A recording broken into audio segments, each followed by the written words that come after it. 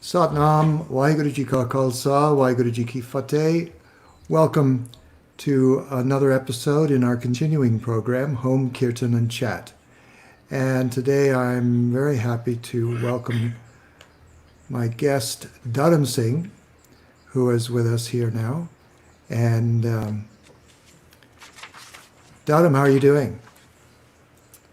Oh, you're there. Hi, Yeah, we're on. Singh. We're on. Yep. Yeah. Yep. I'm And, doing well. And you may see that in the comments section, people will start to let us know where they're from, and you'll see that Okay. as well. And so we're going to talk with Dharm in more detail about his background and his music.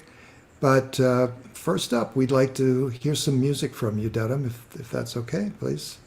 Well, I'd be happy to share a little. I just miss having you, Paul. Yeah, well, another day, I guess.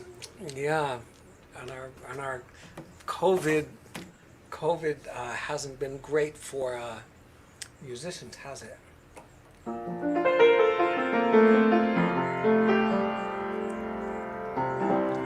Everybody, this is Jabji, 25th Paudi. And my hope is if we can just repeat together and bring this energy to our own lives and bring this energy to planet Earth. We need this.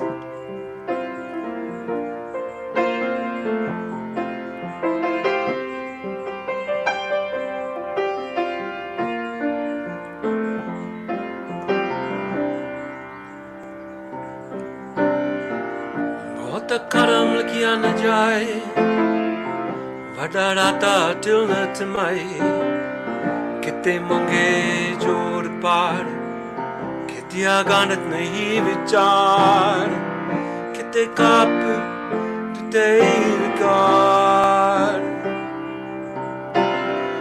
किते ले ले मुकर पाए किते मुर्क काए काए कितिया दुख book सदमार है बिदात तेरी दतार बन क्लासी बने होए हो राख न सके कोई जेको काई तक न पाए हो जाने जितिया मोए काए आपे जाने आपे दे अके से भी के जिसनो मक्सी सिफत सला नानक पतशाई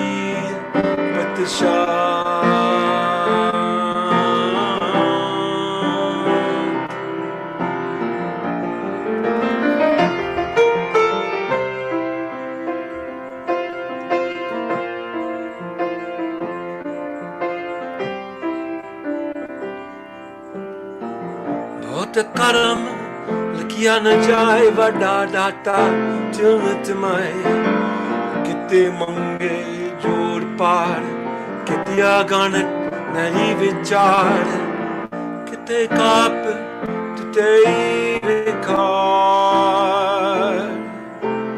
किते ले मुकर पाए किते मुर्क काए खाए कितिया दुख बुक सर मारे बिदात तेरी दतार बन खलासी बने हुए हो राख न सके कोई जेको काई का तुम पाए हो जानी जितिया मोई खाए आपे जाने आपे दे अके से भी के जिसनो बक्सी सिफत सला नानक पतशाई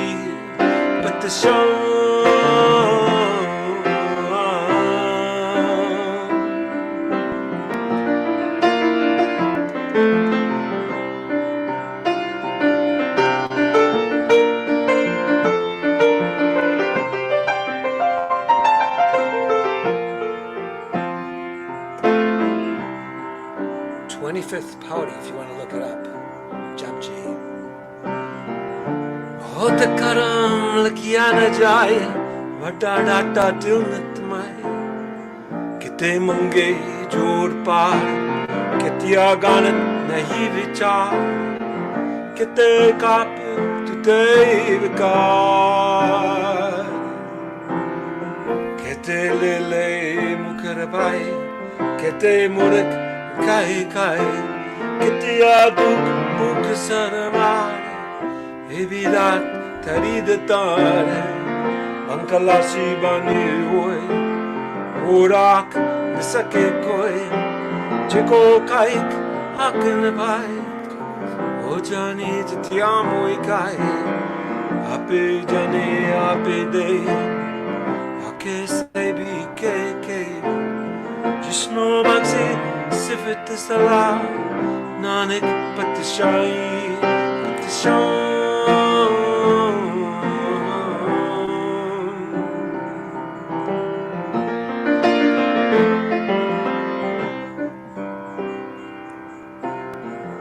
मौत करम लिखिया न जाए वड्डा डाटा दिल न थमाए किते मंगे जोड़ पार कितिया गणत नहीं विचार किते काप किते विकार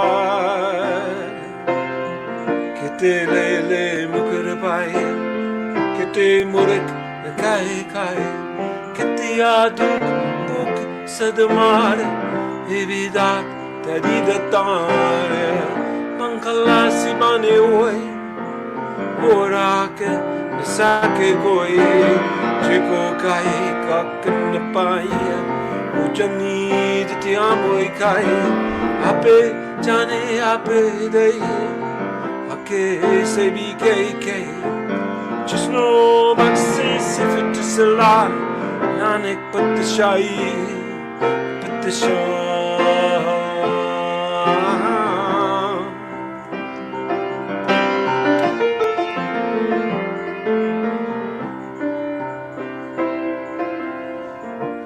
karam likiya na jaye vada data dil tmaye kite mangai jod par kitiya kan nahi vichar kite kap tute vikar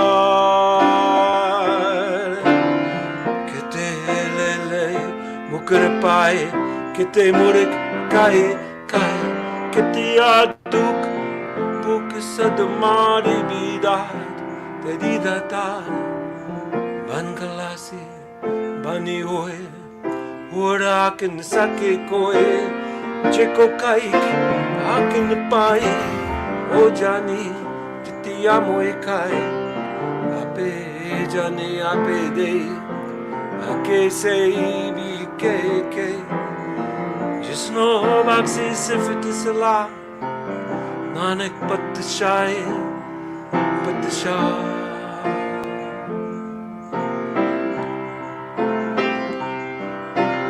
jisno baxi sifit sala nanak patishai patishai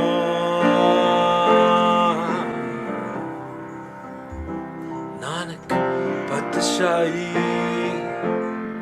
patishai patishai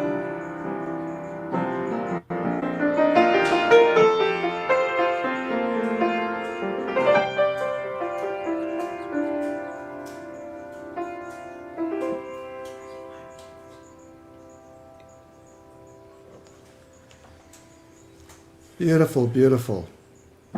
Thank you, Dharm. Thank you. Yeah, that was very sweet. Dharm Singh, thank you for posting the whole. There it is. That's all the words with the English transliteration. Yeah. We usually have somebody putting those kind of things in. We have a great following of regular people who come to my Tuesday, Thursday program as well as this one. So, yeah, there's people from around the world, you know. Yes, in the United States, but also we have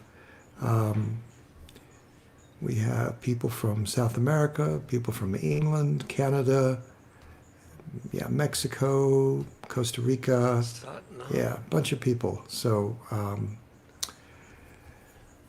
I know, Dharm, that your mother exposed you to yoga when you were quite young. Did she also expose you to music? Where did that come from?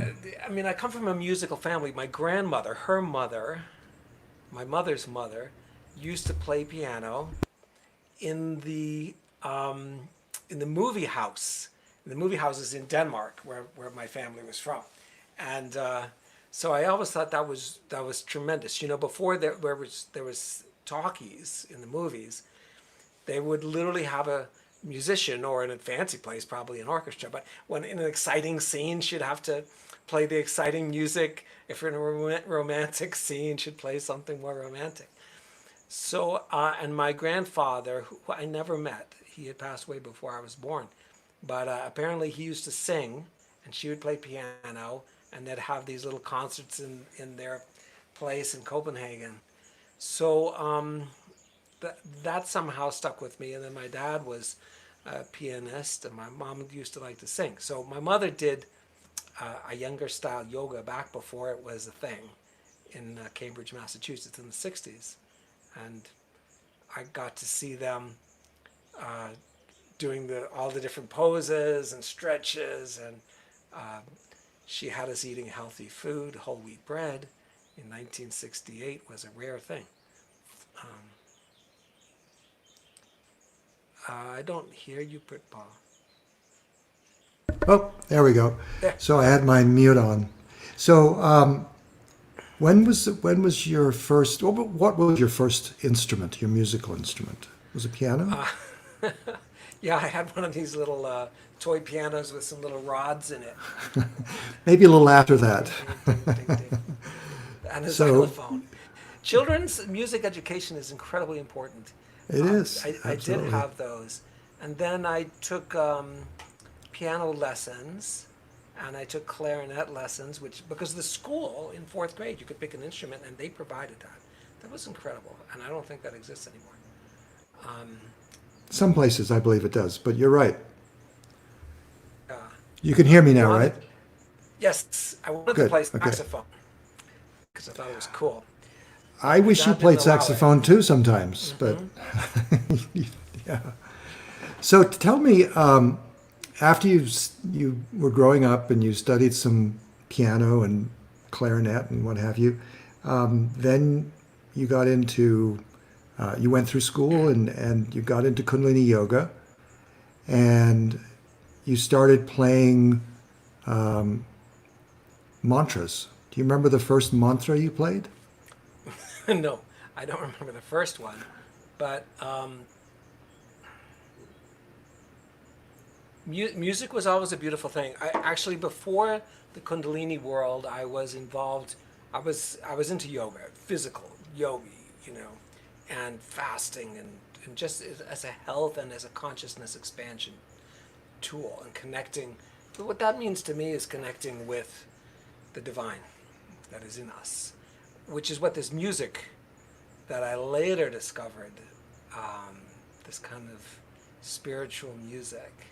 And so when I was in college and I started to get into yoga and spirit and connecting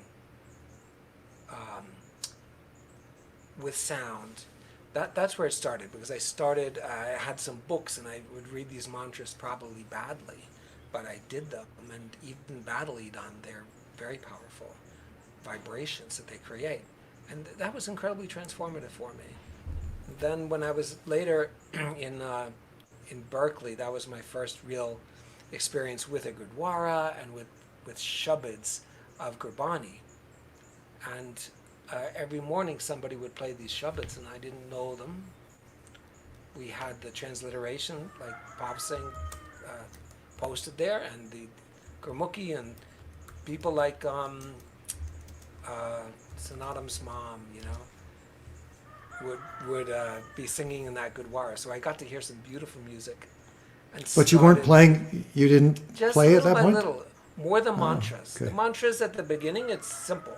So Yeah. I don't remember, you know, Vaheguru, Vaheguru, Vaheguru, Vaheguru, Vaheguru, and you put that to music, it's very powerful. And my music, you know, I came from a very Western tradition, growing up in the 70s and US of A. And so that's what I connect with. And I think what's beautiful is this fusion that started happening, where certainly, what was happening in Gurdwara those days was mostly rag and more traditional melodies that had come from India. But I started, and a number of other people started, taking those same banis, the same gurmukhi, and putting it to the Western structure, the Western chord structures. Most of this Western music, folk music and contemporary music, is based on a chord structure and chord patterns, and not on a melody. And so that's what we used to do, and I was always playing around with that. I remember going out and hearing these beautiful songs that people were singing, and being so moved by them, and trying to emulate that. Like who? Like who are you listening to that was inspiring you? I remember there was this song, "Oh Guru Ram Das, thank you for this beautiful day." Was that Singkar? I think I don't remember. It was Livtar Singh. Maybe, there were yeah. these legends of the early, Western Sikh in the United States movement. Was there any mainstream artist that you were inspired by? I like a lot of music. I used to listen to jazz music, and I later realized that the improvisation of that. You can hear the rooster outside, probably. Yeah, he's got quite an improvisation himself, that rooster. Yeah, he's doing his thing. It's Rooster Bonnie. Mm-hmm. Yeah, not Guru Bonnie, Rooster Bonnie. So there he goes. Our neighbor got some chickens. That's what happened. So yeah, I used to play jazz, listen to jazz, and just loved the creative aspect of that. But later, what happens with the spiritual music is I got into, where does the music deliver you to?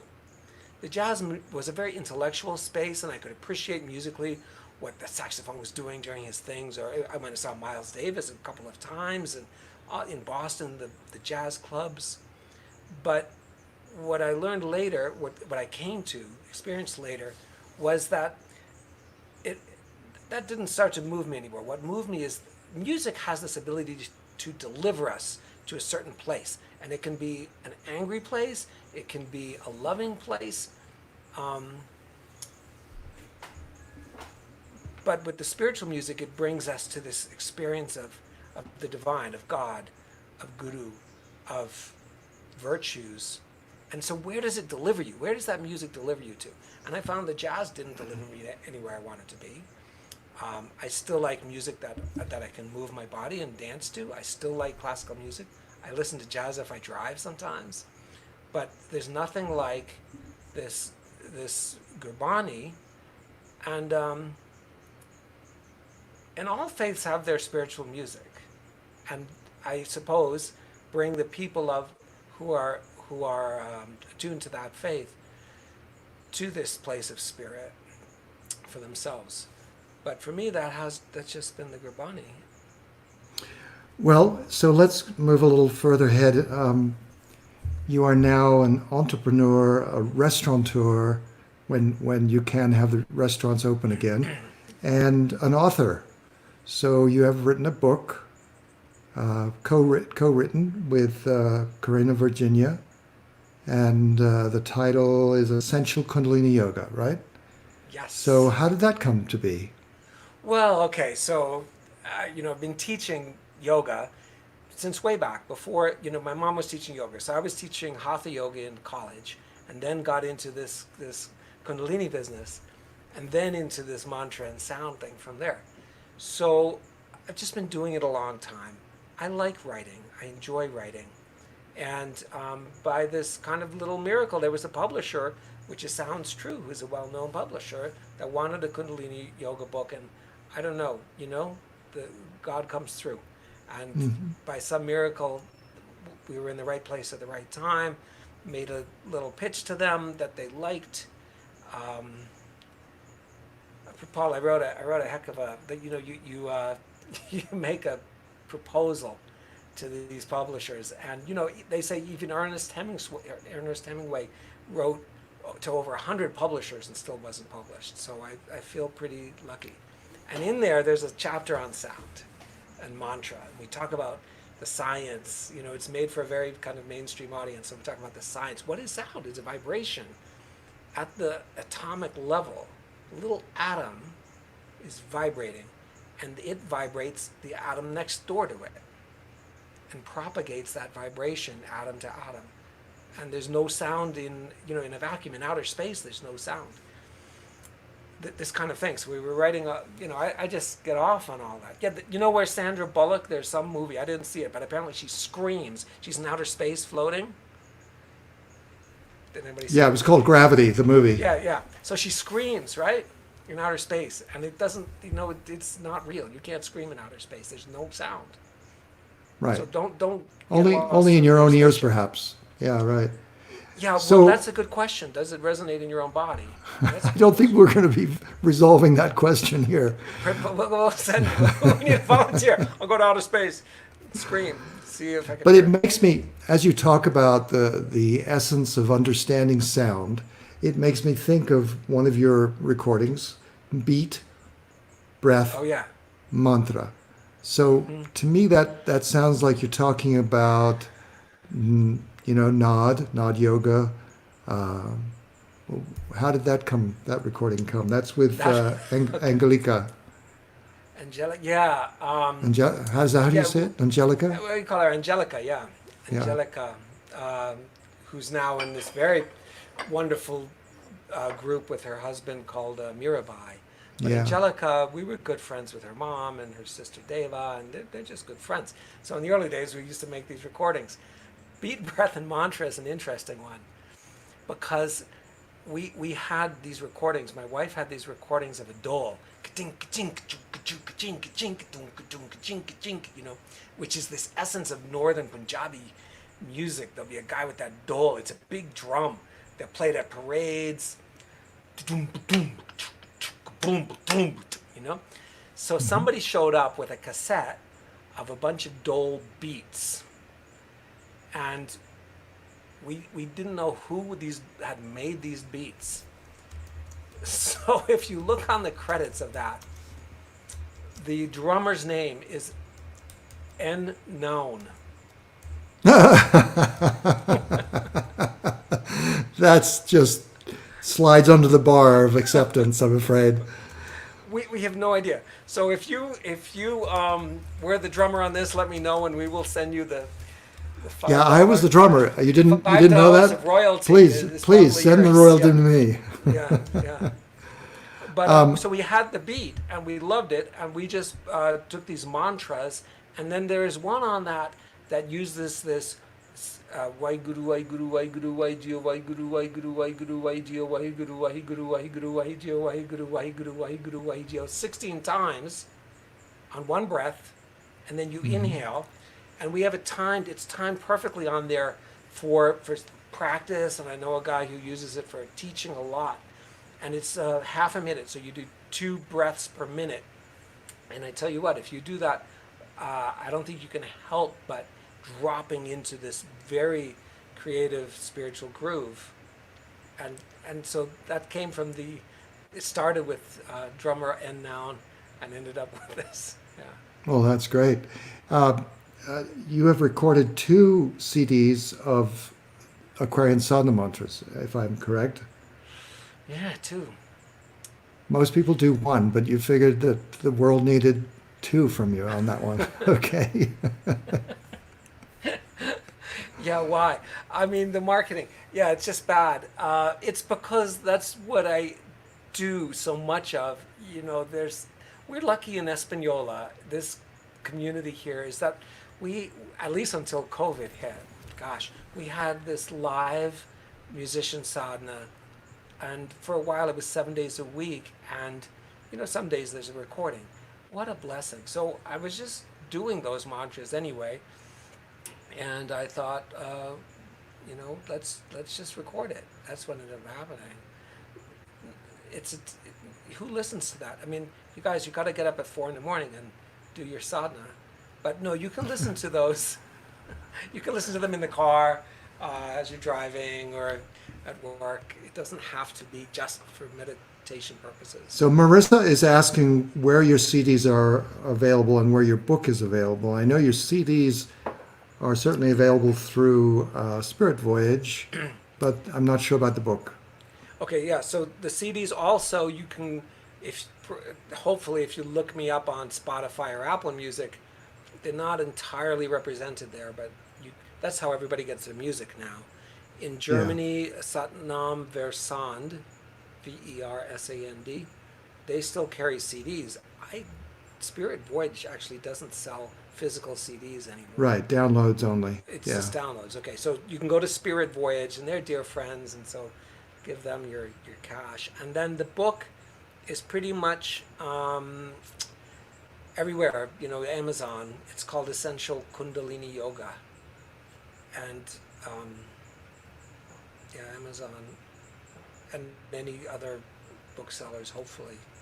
So tell us a little bit about the Angels of Awakening project. So that was a second. That was the second one. Song. Yeah. It was just wanted to, if you're a musician, you got to be doing some recording, and I'm way behind these days because I got too busy doing my day job. But Angels of Awakening just came at a time where things had slowed down for me, and I wanted to really create something. I did it here in my own studio, so it's mostly a self-recorded thing. My dear friend and wonderful musician Satpurk, she agreed to come on and sing along so that I would sound a little better. And she just sounds great all the time, so it's easy. And pretty much you put Perk on any recording and it sounds better. Exactly. And so we had a lot of fun, and I just tried to work on those so much, and I would love to do something with a producer that isn't done at my own house. That would be nice. Yeah, the self-recording is flexible. You can do it whenever you want, cheaper, but it sure is nice to have somebody whose only focuses on getting the sound right. Yeah. And while you can focus on making, some music happen.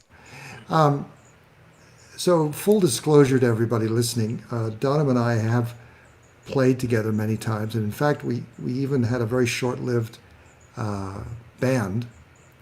And we went on tour to one performance. There was a few. We did it here also. And yeah, okay. Santa Fe but on tour, like in terms of going out of town, it was a short tour, yeah. Yes, but we arranged some music together, and so what do you think down the road? Are you? I know a lot of uncertainty right now with COVID-19 and your restaurant business, and I just don't know for myself even what's a year away or anything. But some musicians are doing what we just sort of dismissed as not that great an experience of doing music on their own, and recording Probably it. More are, yeah. Yeah, more are. I think, in fact, Mirabai just did an album with Gelly, who we were just talking about, and Marcus. But I mean, yeah, I could. It's so much work, and then you don't have the this perspective. I think what you get with a really talented producer is this different perspective. Who can say, you know what, nice try on that track. Let's do it again. And or not being too self-critical. I'll be crazy self-critical. I'll say, no, let me do that again. Let me do it again. Until it's, ad nauseum, as they say.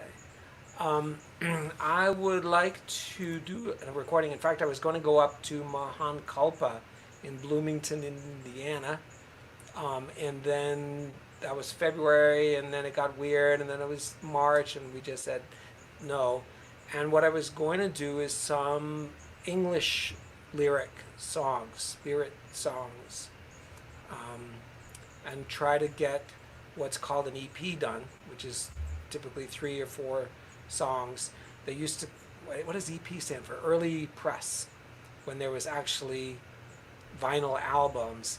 Before you did the full album, which tended to be like 10 songs, they would do a little press, which would be like 3 or 4 songs just to get a taste and get everybody like wanting more.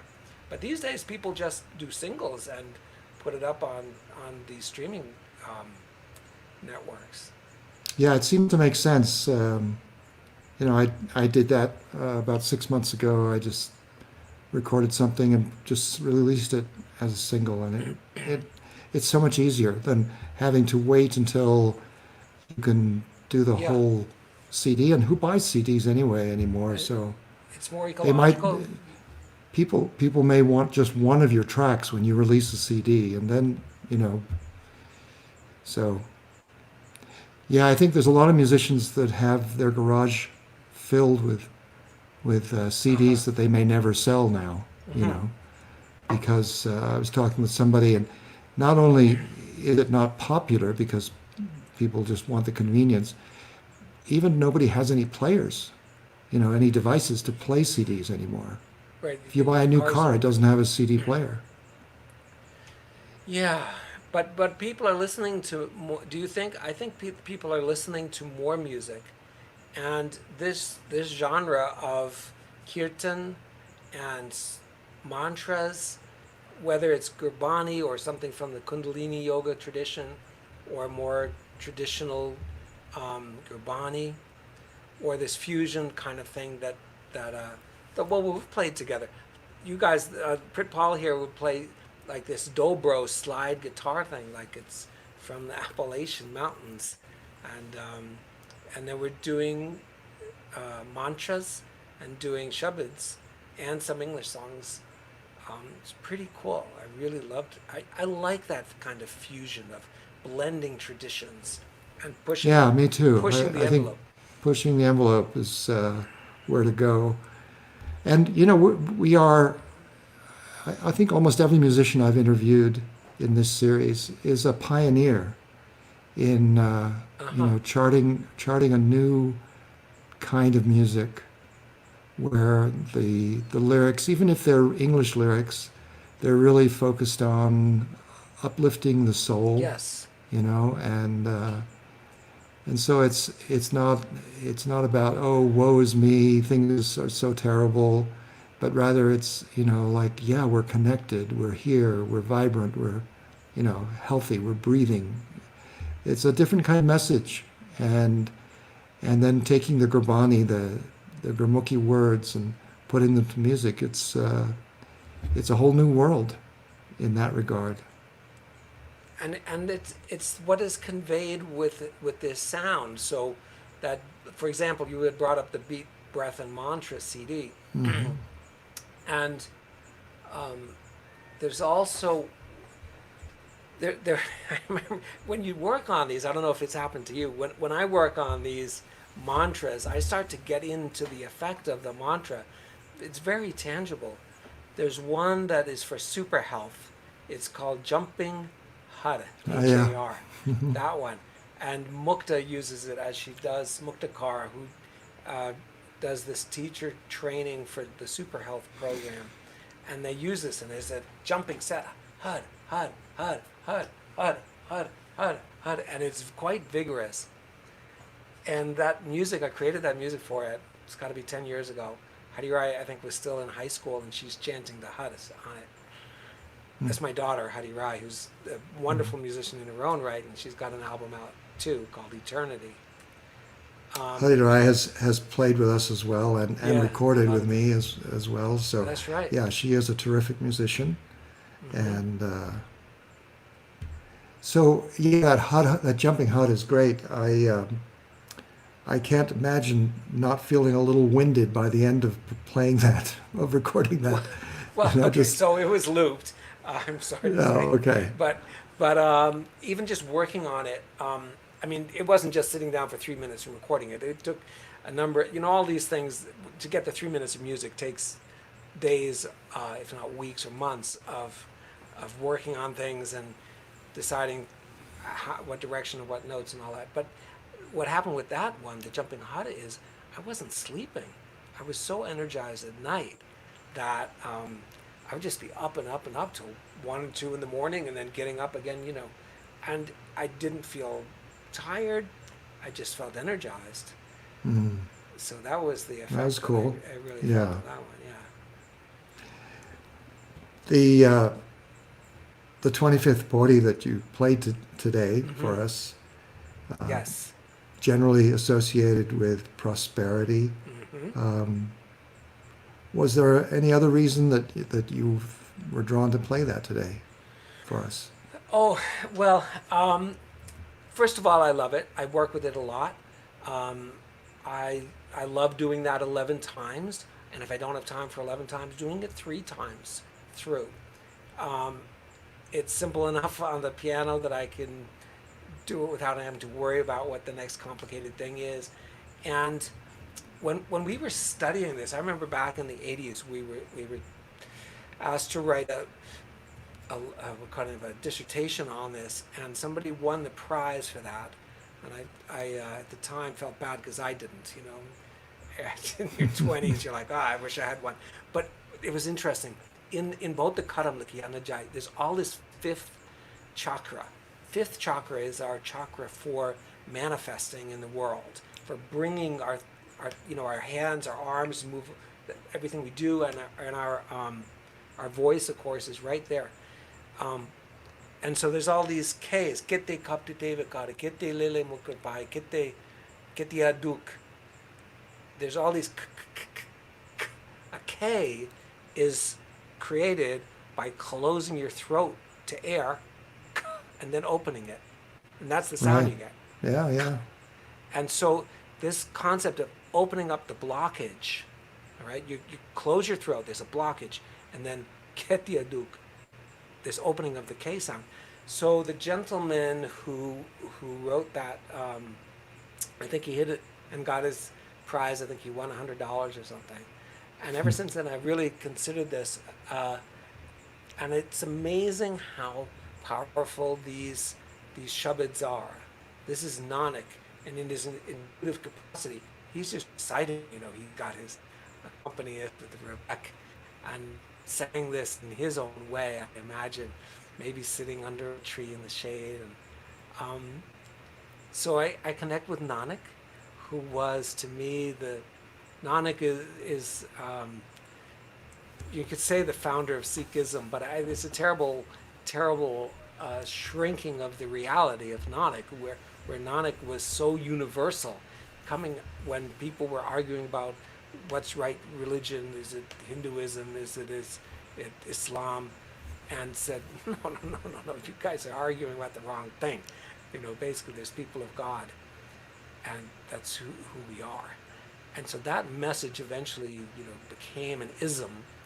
But I think at that time, I just feel like Nanak was so beautiful, and that message resonated with so many people. He walked all over, up to China, into Tibet, through India, and sang these beautiful songs which carried these messages of spirit and of universal truth.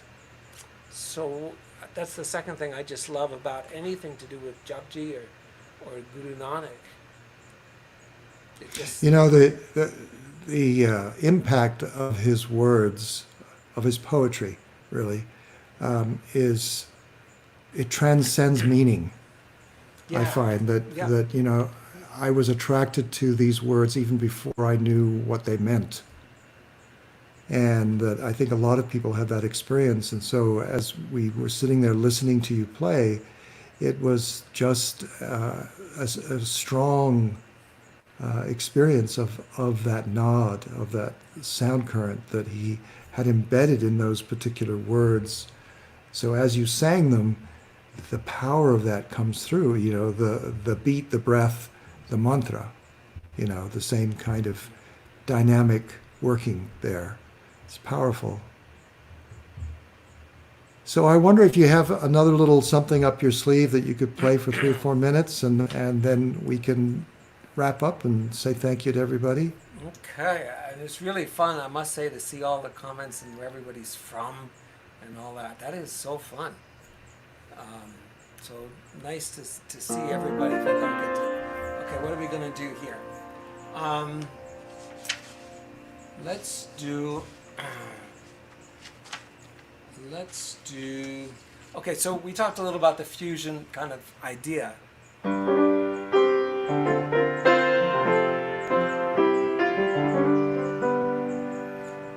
Guru in Siddhi Guru Granth Sahib and Nanak often talked about Hara Charan, God's lotus feet, the feet of God, as this kind of something to latch onto. So that's what this is about.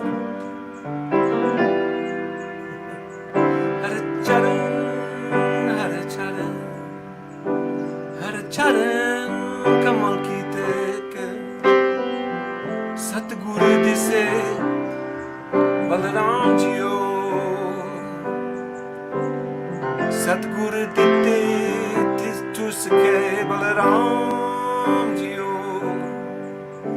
Hara Charan, Hara Charan, Hara Charan, Kamal ki tek, Satguru dite tu sake, Balaram jiyo, Balaram, Ram jiyo. That's the part you can just join in. You sing, repeat, Ram, Ram, it's the name of God, not Ram jiyo, who I know the soul of. Hare Charan, Hare Charan, Hare Charan, Kamal ki tek, Satguru diti tu sake, Balaram jiyo, Balaram, Ram jiyo, Balaram, Ram jiyo. Ramrit prem andar, sab kich hai, gar thiske Balaram jiyo, Balaram, Ram jiyo, Balaram, Ram, Ram jiyo. Babul mera pad smrta, karan karan rabhara, जिस सिमरत दुख कोई न लागे, भाव चल पर उतारा, हर चरण, हर चरण, हर चरण कमल की tek, सतगुरु दीति तू सके, बलराम जियो, बलराम, राम जियो, बलराम, राम जियो. आद जुगाद भगतन का राका, उस्तत कर कर जीवन, नानक नाम महारास मीता, अन्न दिन मन तन पीवा, बलराम, राम जियो, बलराम, राम, राम जियो, Ram, Ram, Ram, Ram, Ram, Ram, Ram, Ram, Ram, Ram, Ram, Balaram jiyo, Ram, Ram, Ram, Ram, Ram, Ram, Ram, Ram, Ram, Ram, Ram, Ram jiyo. Hare Charan, Hare Charan, Hare Charan, Kamal ki tek, Hare Charan, Hare Charan, Hare Charan, Kamal ki tek, Satguru diti tu sake, Balaram jiyo, Balaram, Ram jiyo, Ram, Ram jiyo. Ram, Ram, Ram, Ram, Ram, Ram, Ram, Ram, Ram, Ram, Ram, Ram, jiyo.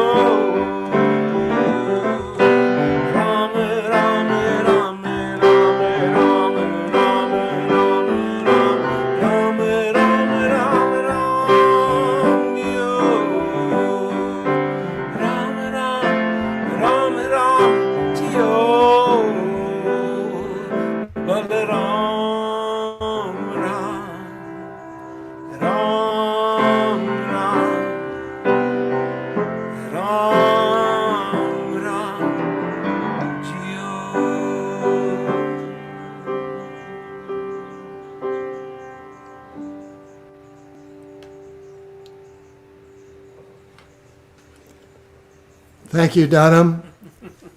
Thanks to everybody who joined us today.